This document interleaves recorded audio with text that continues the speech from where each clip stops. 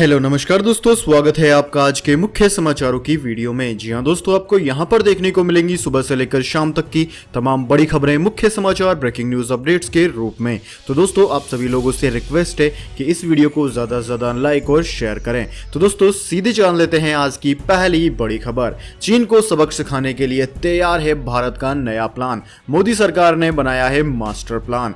जी हां दोस्तों, भारत चीन सीमा विवाद के बीच मोदी सरकार जल्द ही पूरे देश में चाइनीज सामानों पर रोक लगा सकती है। जानकारी के मुताबिक केंद्र सरकार ने ट्रेंड चैम्बर जैसे CII, FICCI, एसोचैम से ईमेल के जरिए चीन और अन्य कुछ देशों से आयात होने वाले सामानों की लिस्ट मांगी है। रिपोर्ट्स के मुताबिक केंद्र सरकार ने आत्मनिर्भर भारत अभियान के तहत एक प्लान बनाया है जिसमें गैर जरूरी इंपोर्ट को रोकने के लिए टैरिफ बैरियर यानी कि ड्यूटी बढ़ाना है और नॉन टैरिफ बैरियर लगाकर इंपोर्ट को रोकना केंद्र सरकार का मकसद है। दोस्तों, सरकार ने अन्य देशों से आयात होने वाले सभी 300 प्रोडक्ट की लिस्ट पहले से ही तैयार कर ली थी।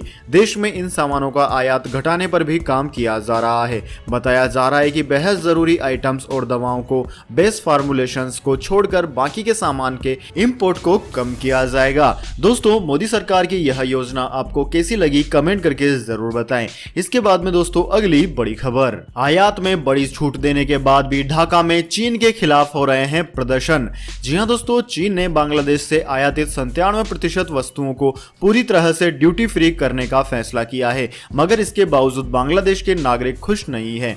बांग्लादेश की राजधानी ढाका में विरोध प्रदर्शन शुरू हो गया है। वहीं चीनी राष्ट्रपति शी जिनपिंग ने बांग्लादेश के व्यापार को बढ़ावा देने के लिए उसे लुभाने की तमाम कोशिशें शुरू कर दी है। चीन के इस कदम का विरोध करने के लिए बांग्लादेश की राजधानी ढाका में सोमवार को सैकड़ों लोग इकट्ठा हुए। इस दौरान लोगों ने न केवल चीन के खिलाफ नारेबाजी की और साथ ही भारत के साथ एकजुटता भी दिखाई। एक विश्लेषक के अनुसार बांग्लादेश के लोगों का चीन के लिए कोई आदर नहीं है, खास तौर पर जिस तरह वह उइगर मुसलमानों से बर्ताव कर रहा है और पाकिस्तान के साथ उसकी निकटता भी कारण है। वे अपना सामाजिक ताने बाने और लोकतंत्र के कारण भारत के करीब महसूस करते हैं और वे इस बात पर भी प्रकाश डाल रहे हैं कि भारत और बांग्लादेश के बीच द्विपक्षीय संबंध बरकरार रहना चाहिए। ऐसे में चीन की यह रणनीति बेकार हो गई है कि वह बांग्लादेश को अपने करीब कर लेगा फ्री में वस्तुएं बांटकर। इसके बाद में दोस्तों अगली बड़ी खबर, कांग्रेस अध्यक्ष सोनिया गांधी ने प्रधानमंत्री मोदी को फिर लिखा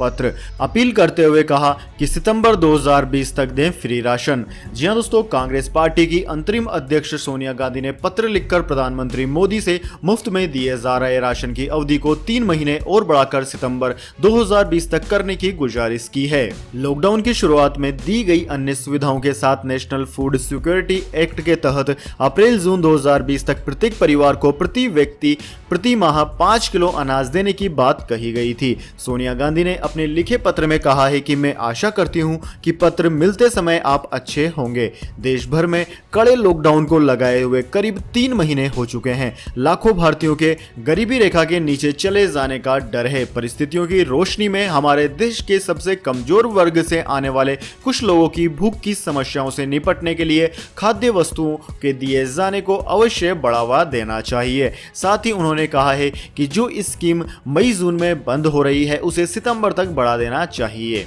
इसके बाद में दोस्तों रुक करते हैं अगली बड़ी खबर का। WHO ने फैल रही महामारी को लेकर दी बड़ी चेतावनी, कहा नहीं दे सकते ऐसे मात। जी हां दोस्तों, फैल रही महामारी के लगातार तेजी से बढ़ते मामलों के बीच विश्व स्वास्थ्य संगठन यानी कि WHO प्रमुख टेड्रोस एडेहनम गेब्रियस ने दुनिया को चेतावनी दी है। WHO प्रमुख ने एक ऑनलाइन प्रेस कॉन्फ्रेंस के दौरान कहा कि हम इस अलग थलग दुनिया के साथ वैश्विक महामारी को मात नहीं दे सकते। टेड्रोस एडेनम गेब्रियस ने कहा कि दुनिया के सामने सबसे बड़ा खतरा वायरस ही नहीं है बल्कि वैश्विक एकजुटता और वैश्विक नेतृत्व की कमी भी है। उन्होंने कहा कि राजनीतिकरण ने इस महामारी को बढ़ावा दिया है। हम में से कोई तब तक सुरक्षित नहीं है जब तक हम सभी सुरक्षित नहीं हैं। इसके बाद दोस्तों रुक करते हैं अगली बड़ी खबर का। चीन के इशारे पर नेपाल भारत के खिलाफ अब ऐसे रच रहा है बड़ी साजिश। जी हां दोस्तों, नेपाल बीते कुछ समय से अपनी हरकतों से बाज नहीं आ रहा है। बीते दिनों जहां नेपाल सरकार ने नया मैप जारी कर भारत के कुछ हिस्सों पर दावा ठोका था, वहीं अब नेपाली रेडियो स्टेशन लगातार भारत के खिलाफ दुष्प्रचार कर रहे हैं। नेपाल की ओली सरकार एक बड़ी साजिश के तहत भारत विरोधी गतिविधियों को हवा दे रही है। नेपाली रेडियो स्टेशन पर भारत के खिलाफ प्रचार के बीच सोशल मीडिया पर भी दोनों देशों के लोगों को भड़काने के इरादे से कई वीडियो वायरल किए जा रहे हैं। इनमें से ज्यादातर वीडियो में गाने और संगीत के जरिए काला पानी, लिपू लेक समेत कई इलाकों पर नेपाल अपना दावा कर रहा है। दोस्तों, आपके जानकारी के लिए बता दें, भारत और नेपाल सीमा पर स्थित काली नदी दोनों देशों की सीमाओं का बंटवारा करती है। नेपाल ने भारत से सटते सीमावर्ती इलाकों में सुरक्षा बढ़ा दी है। धारचूला से कुछ किलोमीटर की दूरी पर लिपू लेक है, जो भारत और चीन की सीमा को जोड़ती है। दोस्तों, आपकी जानकारी के लिए बता दें, सुरक्षा एजेंसियों के मुताबिक काठमांडू में स्थित चीन के दूतावास ने नेपाल को भारत के खिलाफ उकसाने में बड़ी भूमिका निभाई है। चीनी दूतावास के राजनयिक ने नेपाल के प्रधानमंत्री ओली के अलावा नेपाल के कई बड़े नेताओं से मुलाकात कर उन पर भारत के खिलाफ बयानबाजी करने को कहा था। इससे पहले पाकिस्तान के राजदूतों ने भी भारत के खिलाफ ऐसे ही भड़काऊ बयान देने के लिए नेपाल की सरकार को कहा था। इसके बाद में दोस्तों रुक करते हैं आज की अगली बड़ी खबर का। ई कॉमर्स साइट पर अब नहीं बिक पाएंगे मेड इन चाइना उत्पाद, ड्रैगन को चौतरफा घेरने की हो गई है तैयारियां। जी हां दोस्तों, देश भर में चल रही चीनी उत्पादों के बहिष्कार की मुहिम के बीच अब सरकार को व्यापारी संगठन ने एक सुझाव दिया है। Confederation of all India traders ने सरकार से कहा है कि ऑनलाइन कंपनियों द्वारा बेचे जाने वाले उत्पादों पर भी इस तरह का जिक्र होना चाहिए कि वो किस देश में बना है। केट का कहना है कि ज्यादातर ई कॉमर्स कंपनियों पर चीनी उत्पादों को बेचा जा रहा है। व्यापारी संगठन ने केंद्रीय कॉमर्स मंत्री पीयूष गोयल को इस बात का सुझाव देते हुए कहा है कि इन कंपनियों के लिए ऐसा करने का प्रावधान जरूर किया जाए। वैसे दोस्तों, बॉयकॉट चाइना मुहिम के बारे में आपके क्या विचार हैं? क्या आप चाइना के प्रोडक्ट्स का समर्थन करते हैं या बायकॉट करते हैं? कमेंट में जरूर बताएं।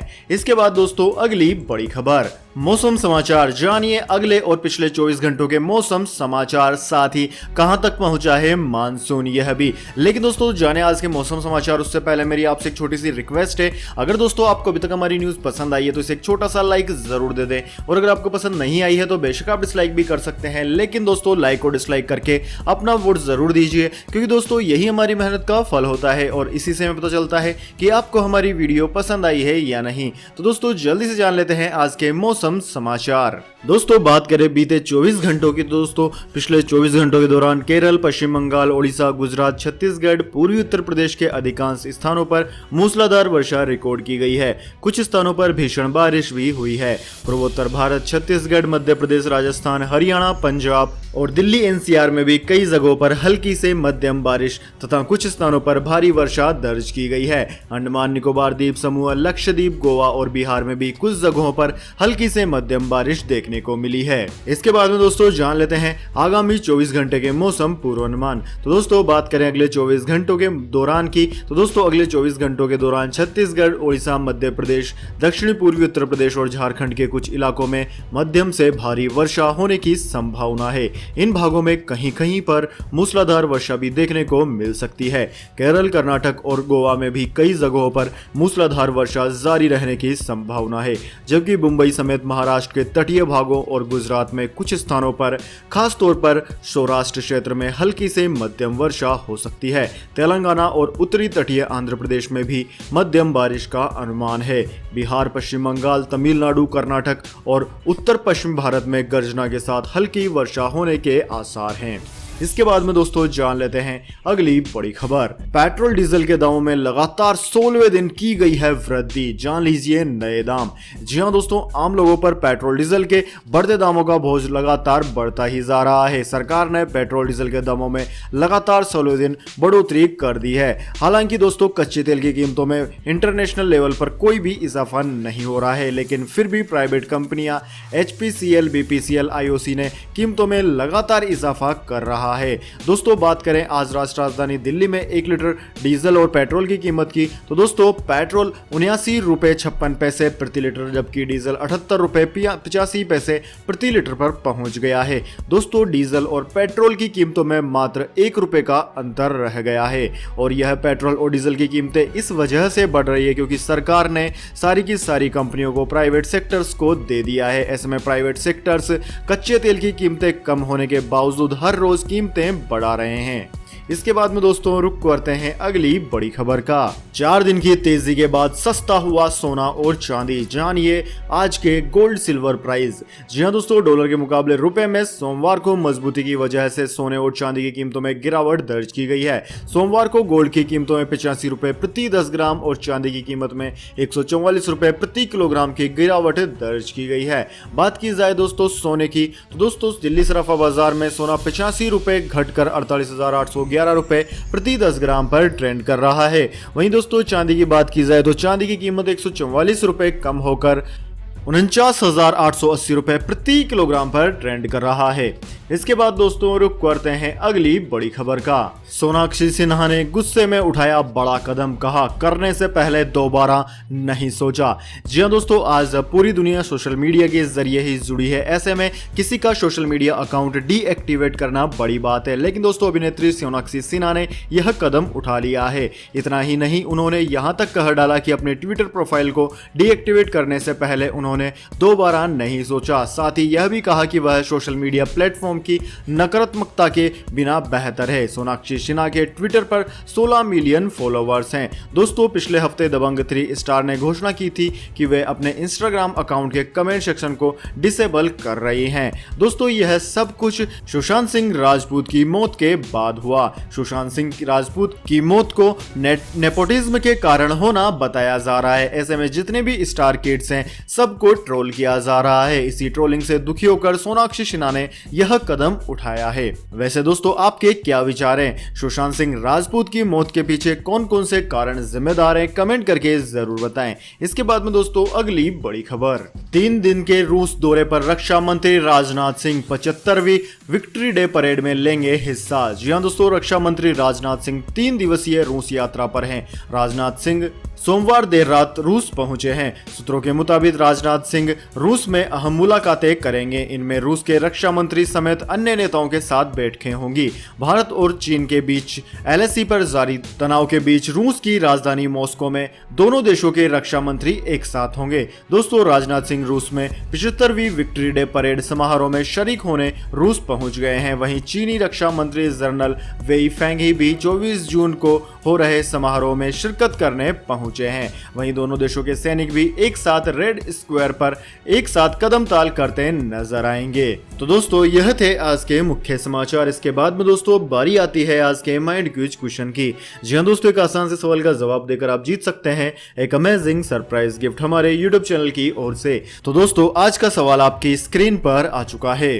क्रिकेट का जन्मदाता कौन से देश को माना जाता है? जी हां दोस्तों, अगर आप जानते हैं कि क्रिकेट का जन्म कौन से देश में हुआ था तो जल्दी से कमेंट करके उस देश का नाम लिख दीजिए। अगर दोस्तों आपका जवाब होता है एकदम सही और आप चुन ले जाते हैं लक्की विजेता के रूप में तो आपको मिलेगा एक अमेजिंग सरप्राइज गिफ्ट हमारे यूट्यूब चैनल की ओर से। तो दोस्तों जल्दी से अपना उत्तर कमेंट बॉक्स में लिख दीजिए, वीडियो को लाइक कर लीजिए और चैनल को सब्सक्राइब करके बेल आइकन भी दबा लीजिए। साथ ही डिस्क्रिप्शन बॉक्स में आपको हमारा इंस्टाग्राम हैंडल भी मिल जाएगा, तो आप वहां पर भी हमें फॉलो कर सकते हैं। धन्यवाद। वंदे मातरम। जय हिंद, जय भारत।